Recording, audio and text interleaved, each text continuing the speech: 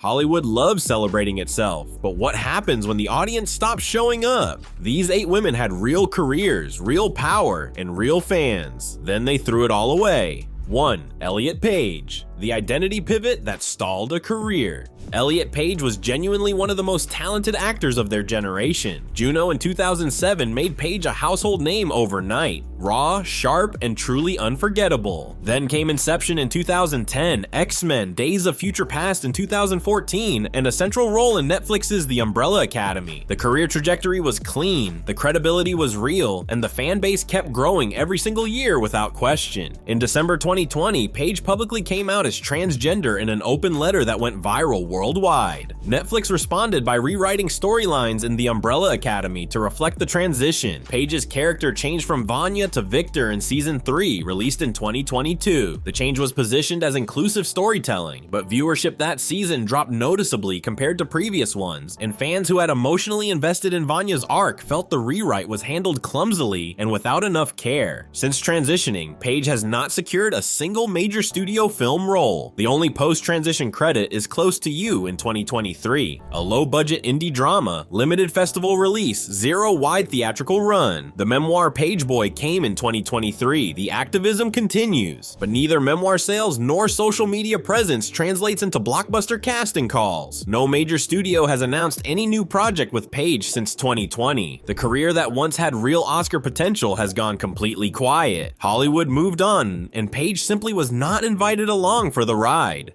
2. Brie Larson, $1 billion in goodwill spent in one speech. Brie Larson earned her Oscar legitimately. Room in 2015 was devastating, powerful, and deserved every award it received. When Marvel cast her as Carol Danvers in Captain Marvel in 2019, it felt like a perfect fit. The film grossed over $1.1 billion globally. On paper, Larson had just become one of the most bankable stars on the planet. Then the press tour happened. At the 2018 Crystal Awards speech, Larson said she didn't need a 40-year-old white dude to tell her what didn't work about A Wrinkle in Time. The comment exploded across YouTube and Reddit. Fans accused her of openly alienating the exact core audience that made Marvel films billion-dollar events. It was one sentence. It cost her the franchise. Marvel recalibrated quietly. In Endgame 2019, her screen time was cut. By the time The Marvels dropped in November 2023, audience enthusiasm had curdled. The film grossed just $206 million against a $275 million budget. Estimated loss of over $130 million. Lowest grossing MCU film ever. No new solo Marvel project announced since. The $1 billion goodwill evaporated, one soundbite at a time. 3. Amber Heard, the trial that ended everything. Before the courtroom drama consumed her public identity, Amber Heard had a legitimate Hollywood career. Her role as Mara in Aquaman in 2018 introduced her to a global audience. The film grossed $1.1 billion worldwide. Warner Brothers had positioned her as a long-term DC fixture.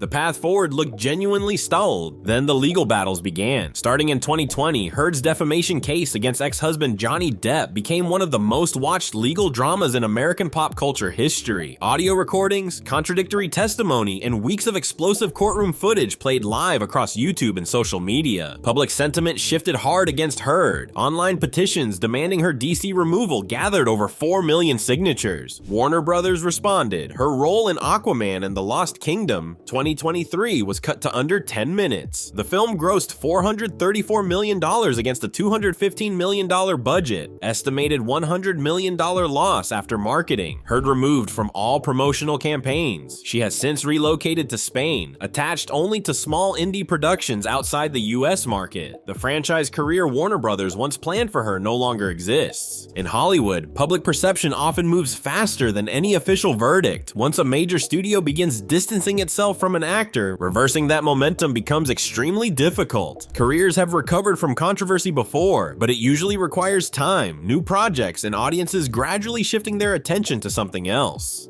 4. Rachel Zegler, trashing a Disney classic before the movie even released. Rachel Zegler's debut was genuinely impressive. Spielberg cast her in West Side Story 2021. She won the Golden Globe for Best Actress. That is not small, but the film underperformed. $76 million worldwide on a $100 million budget. Disney still cast her as the lead in the live-action Snow White remake, a major bet on a young emerging star. Then Zegler started talking. In a 2022 Extra TV interview, she described the original 1937 Snow White as having a big focus on a love story with a guy who literally stalks her. She added Snow White would not be dreaming about true love. These were not throwaway comments. They were promotion for a Disney film aimed at an audience that grew up loving the exact original she was trashing. Boycott calls spread instantly. Disney pushed the release to March 2025. Costs ballooned to approximately $270 million. Shazam! Fury of the Gods 2023, which also featured Zegler, earned just $132 million on a $125 million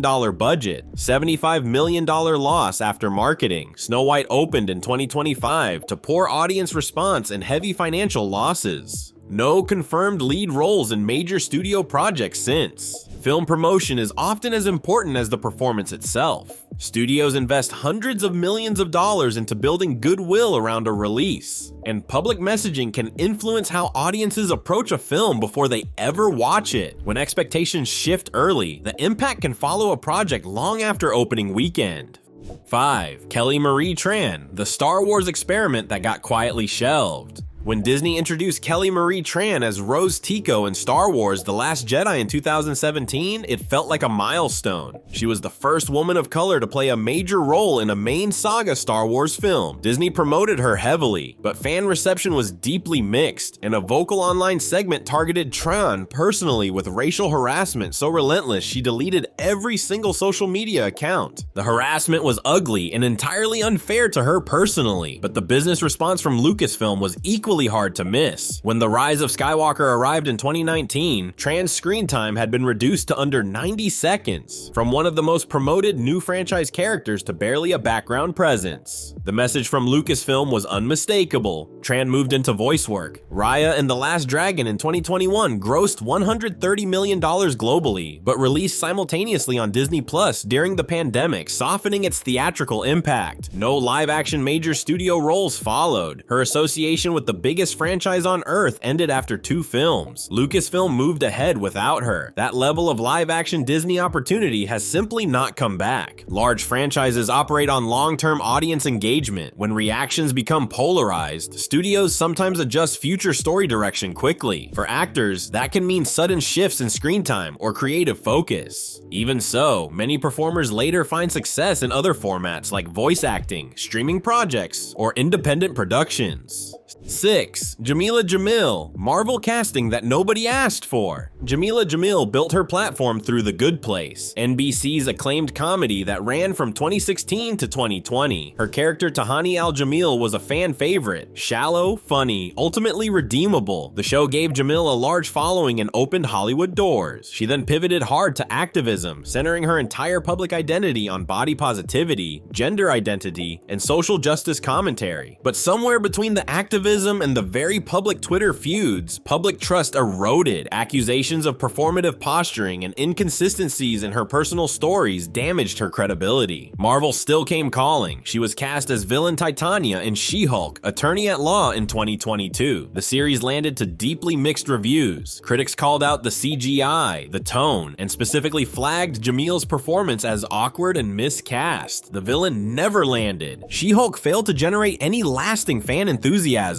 No second season was greenlit. Jamil has not been cast in any major film or television role since. Her acting career has clearly taken a backseat to activism and social media commentary. The MCU name on a resume is usually a guaranteed career booster, but here, that association did nothing. Getting cast in the MCU and still not booking another significant role afterward is its own statement. The entertainment industry often rewards momentum. A successful series or film can open multiple opportunities, while mixed reception can slow that momentum quickly. Public personas built through social media and activism also shape how audiences perceive performers, sometimes influencing casting decisions just as much as previous acting work. 7. Phoebe Waller-Bridge, the franchise torch passing nobody wanted. Phoebe Waller-Bridge is legitimately talented. Fleabag, which she created and starred in from 2016 to 2019, won 6 Primetime Emmy Awards. She punched up the No Time to Die script in 2021, real Hollywood validation. Then came Indiana Jones and the Dial of Destiny in 2023, where she was cast as Helena Shaw, Indy's goddaughter, positioned as effective co-lead alongside Harrison Ford. The marketing leaned hard into a passing of the torch narrative. That framing backfired badly, replacing Harrison Ford's iconic screen presence, even partially, even thematically, was never going to be a smooth sell to audiences who had spent decades with that franchise. The film earned $384 million globally on a $295 million